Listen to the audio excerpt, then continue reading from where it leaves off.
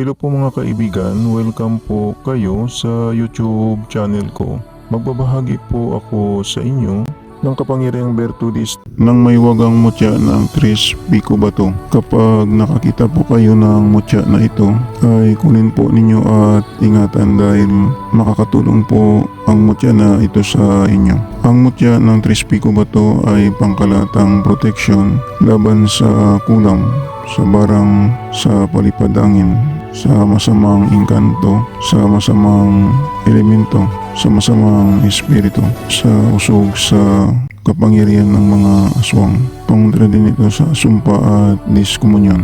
Proteksyon din ang mutya na ito laban sa bala at patalim. Taglay din ng mutya na ito ang kabal sa oras ng panganib. Proteksyon din laban sa masamang tangka ng tao. Proteksyon din sa pag-travel.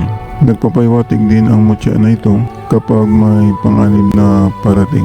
Ang mutya na ito ay may kapangyarihang bertudis din na tinataglay na nagtataboy ng kamalasan sa buhay. Ang gawin lang po ninyo sa mutya na ito ay ibabad po sa tubig na pampaligo po ninyo. Nagbibigay din ito ng lakas at kapangyarihan sa mga bertudis na tangan po ninyo. Ang gawin lang po ninyo sa mutya na ito sa araw ng Martes o Biyernes, hawakan po ng kanang kamay ang mutya na ito at magdasal ng isang Ama namin, isang sumasampalataya sa Ama, isang Aba Ginoong Maria at isang luwalhati sa Ama. At isunod po ang kanyang sikretong orasyon. Ito po ang kanyang sikretong orasyon. Architum Martyrem Latinum Egusum Percim Silipes Tuis Salvami. Sambitin po ito ng 3 beses at ihip sa mutya ng Tres Pico Bato. Sana makakatulong po ang kaunting binahagi ko. At tingnan po ninyo ang video ng mutya ng Tres Pico Bato.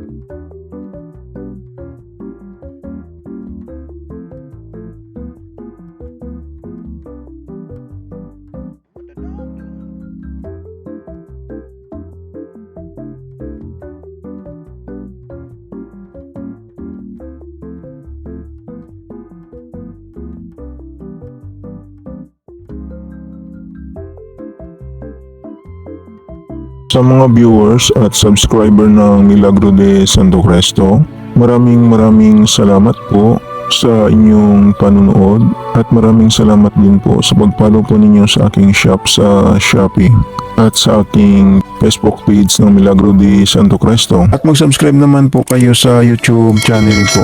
Panoorin na lang po ninyo ang second channel ko sa YouTube, sa Milagro de Santo Cristo 2. Baka may magustuhan po kayo na mga lamang gamot na magagamit po ninyo.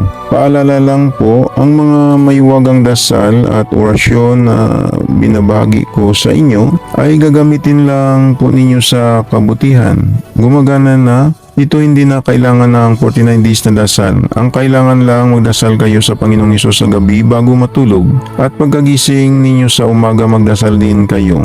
Mananalig lang sa Panginoong Hesus para lalong lalakas ang mga pagsambit sa mga maywagang orasyon na gagamitin po ninyo. Yan lang po, maraming salamat at God bless sa inyong lahat.